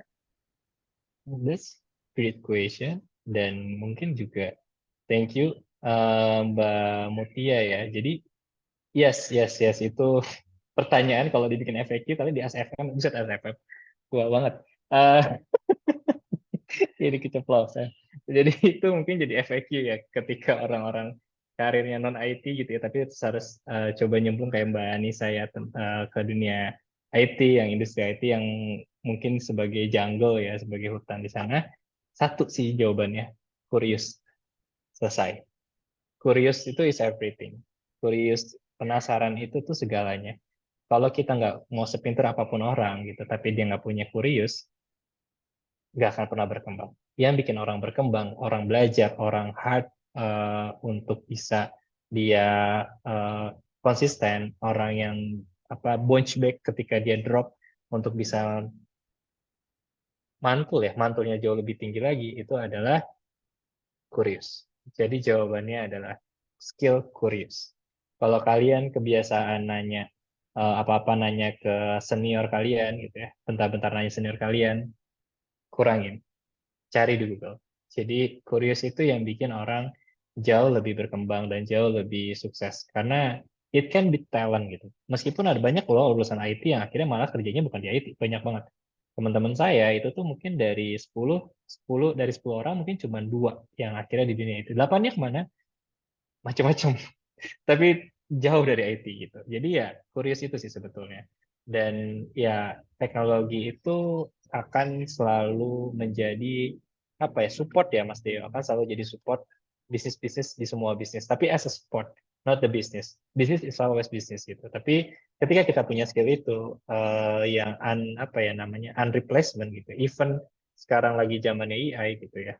Ya itu nggak akan bisa membuat dia nggak punya skill kurius masalahnya gitu. Dia tanya dia jawab selesai kan. Malas ya kalau interview orang ditanya ini langsung jawabnya singkat-singkat gitu ya. Apalagi kamu yang kalau balas chatnya udah makan belum, udah gitu. jadi jadi singkat-singkat malas banget. Itu kalau kita interview itu tuh jadi dia kelihatan nggak ada rasa kurius, itu tuh juga jadi males ya gitu kan. Jadi ya itu curious skill. Jadi jawabannya skill dari semua pengalaman yang saya rasain gitu ya. Untuk bahkan saya sampai ke tahap bisnis, dari IT ke bisnis itu adalah curious. Jadi tolong pertahankan curious. Kalau saya dan ketika saya punya anak, saya malah menjaga kekuriusan dia, bukan kepintarannya. Biarin dia banyak nanya, nggak apa-apa. Capek-capek deh pokoknya ditanya wae. Tapi ya nggak apa-apa, itu berarti skill curious-nya, dan itu yang saya pertahankan. Kalau teman-teman tahu Raditya Dika, dia ke anaknya pun yang pertama diperkenalkan adalah skill curious. Selesai. Itu basic dari segala ilmu. Gitu sih, Mas Dio. Curious banget nih, kenapa awan biru? Curious deh. Kok bisa? Saya tuh sering banget ya kalau ini kadang penuh Google Chrome saya di handphone ya. Kadang ada sesuatu yang bikin saya curious tuh pasti saya akan cari gitu di Google. Bahkan saya searching Mas Deo misalnya, Mas Deo ini orang mana ya gitu. Ya itu jadi kayak curious itu nggak ada lagi. Kalau nggak ada curious kayaknya saya yakin kita akan sulit berteman. Gitu Mbak Mutia. Semoga menjawab. Stay curious. Kepo ya. Jadinya kepo ya. Ya nggak apa-apa. Curious. Kenapa hewan ini namanya gajah? Kenapa gitu? Kalau warna hijau gimana ya? Boleh, boleh. Asal jangan bikin ini ya, jangan bikin overthinking tiap malam nggak bisa tidur ya. Oh, boleh, boleh nih. Mas Deo, ada yang mau bertanya? Ini seru banget ya. Ini Iya, udah mulai panas, butuh waktu buat panas ternyata. Mas, tapi sebelum itu aku keinget tentang Curious karena Oke, tadi oke. bisa nge-mention tentang kenapa nama hewan ini gajah. Tahu nggak, guys? Anak-anak 90-an itu tuh ketika mendengar lagu Sherina udah diajarkan Curious, guys. Ada yang Bener. ingat mengapa bulan bersinar coba? Mengapa air mengalir? Sherina ngomongin gitu ke kita. Nah, kecil-kecil. Nah, itu tuh. Lanjut Mas Lukman, silakan. thank you, betul betul banget. Nah itu sebenarnya karena itu bikin negara kita jauh lebih maju ya. Kenapa sih kita dilarang membuat anak kita untuk sering main gadget? Ya karena apa? Karena bikin curious dia jadi hilang gitu. Karena dia cuma terpaku sama layarnya aja. Dan itu membuat mereka jadi lebih curious gitu. Oke, di sini aku mungkin boleh izin jawab juga nih dari Mas Dio ya. Ini namanya Mas Ridwan ya. Izin bertanya Kak sebelumnya. Halo Mas Ridwan, untuk daily activities seorang bisnis outsourcing ngapain aja ya Kak? That's good question. Sebagai apa aku perlu share kalender kali ya? Buat ini adalah ini bikin di TikTok tapi nggak asik sih di TikTok. Soalnya bukan bukan kayak ini ya pakai tab gitu ya Mas, bukan di SCBD. A day in my life with Lukman Aljundi. Nah, jadi business head gitu. Jadi di business set itu daily activity-nya teman-teman pertama adalah meeting, kedua meeting, ketiga meeting. Jadi, jadi isinya adalah meeting. Mau itu meeting sama klien, meeting sama internal, bahkan meeting sama si level. Jadi the first thing I need to do sebetulnya kalau personally saya nge-list apa aja yang mau saya kerjain hari ini. Jadi saya bikin to-do list dulu. Dan yang kedua dari to-do list itu saya coba cek kalender. To be honest, kalender saya udah penuh sampai tahun depan kayaknya. Itu udah banyak jadwalnya udah tet gitu. Dan itu yang saya lakuin dan saya bahkan minta apa namanya, saya selalu sharing sama sama tim saya gitu ya. Jadi kalau apa yang kalian kerjain hari ini tuh udah ditulis aja di kalender, dibikin di blog gitu ya. Hari ini mau ngerjain apa, ngerjain apa, ngerjain apa. Nah, yang pertama saya bikin to do, yang kedua saya ada daily sama teman sama tim saya nanya progres mereka dalam project ini udah sampai mana, udah dapat belum orangnya, terus juga ada isu apa gitu. Dan itu tuh isunya beragam banget. Tiap hari tuh ada aja gitu yang dilakuin. Terus yang ketiga, saya akan bikin report. Biasanya saya akan bikin report tentang revenue. Revenue kita udah berapa, udah mencapai berapa persen untuk mencapai target kita di tahun ini atau di kuartal ini.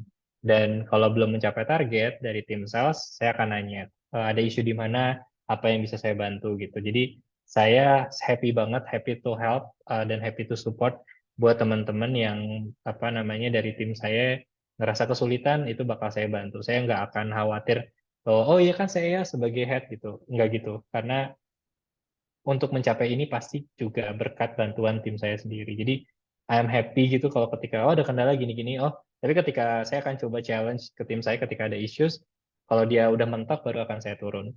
Dan saya senang banget bisa bantu.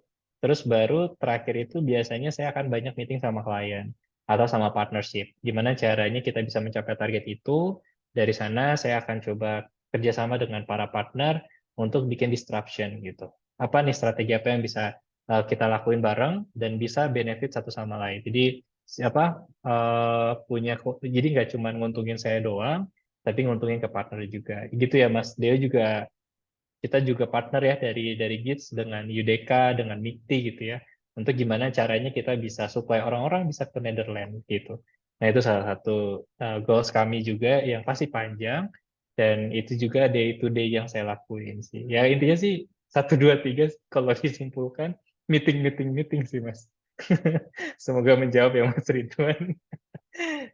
tapi ya kalau ada waktu tetap ya maksudnya saya bukan orang yang ngikutin to-do list, tapi kalau kata Steve Jobs, ya kalau ada priority dan impact-nya jauh lebih besar, saya pasti ke priority. Saya mainannya prioritas aja. Kalau prioritasnya tiba-tiba di to-do list itu nggak ada dan tiba-tiba ada issues dari klien, ya saya pasti ke klien dulu gitu. Karena klien ya yang bikin kita perusahaan jadi besar, saya pasti ke sana dulu. Terus tiba-tiba ada tim saya yang sakit, pasti saya ke tim saya dulu. Misalnya kayak gitu. Jadi saya sangat concern banget terhadap kesehatan fisik dan kesehatan mental. Jadi kalau teman-teman gabung ke GITS, jangan aneh ketika ditanya berapa kesehatan fisiknya 1-5, berapa kesehatan mentalnya 1-5. Tujuannya apa? Biar para leadernya aware bahwa ada orang yang mungkin butuh support saat itu. Atau ketika ada milestone yang nggak kecapai, itu kita udah tahu kalau dia sedang nggak sehat hari ini. Kayak gitu. Semoga menjawab ya Mas Ridwan. Keren banget Mas Lukman. Keren, keren, keren.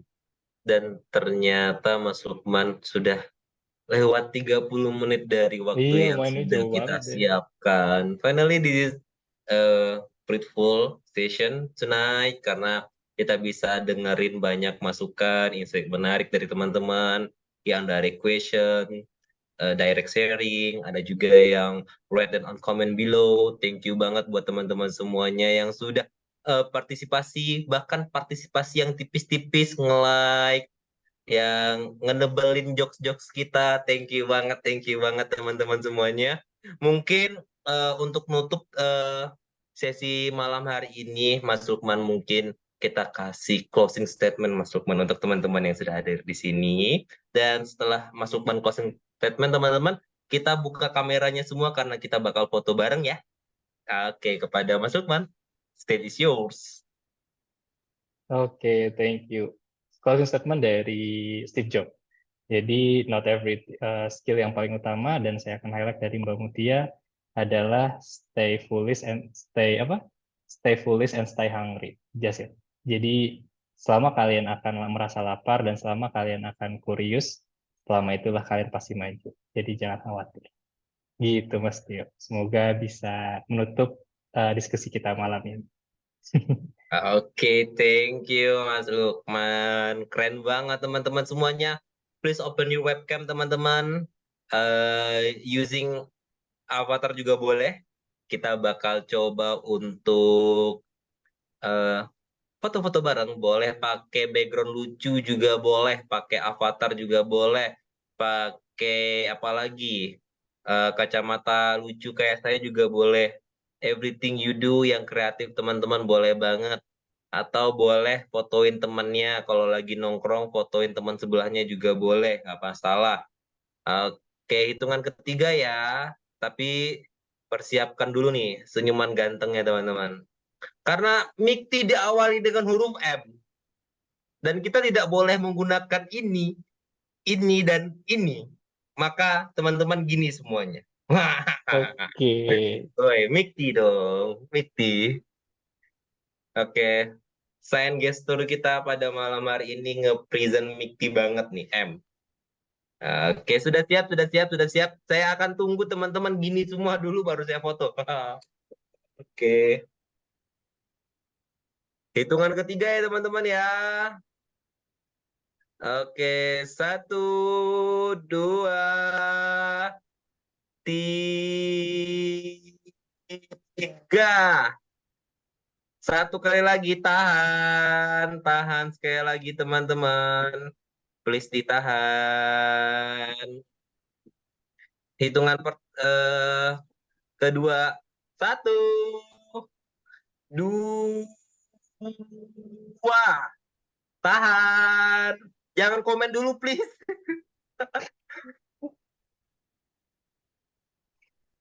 Oke, gaya bebas teman-teman. Gaya bebas, gaya bebas. Oke, gaya bebas. Gayanya Mbak Elisa semuanya yuk. Gini, let's go. Let's go. Hitungan ketiga ya. 1, 2, 3. Oke, sekali lagi ambil barang apapun di samping teman-teman. Ayo tunjukkan ke kamera. Let's go, let's go. Let's go, ambil barang apapun, tunjukin ke kamera ya. Oke, 1, 2, 3.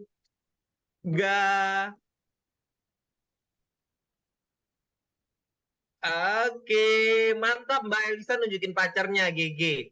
Keren, keren. Thank you teman-teman semuanya yang sudah hadir pada malam hari ini.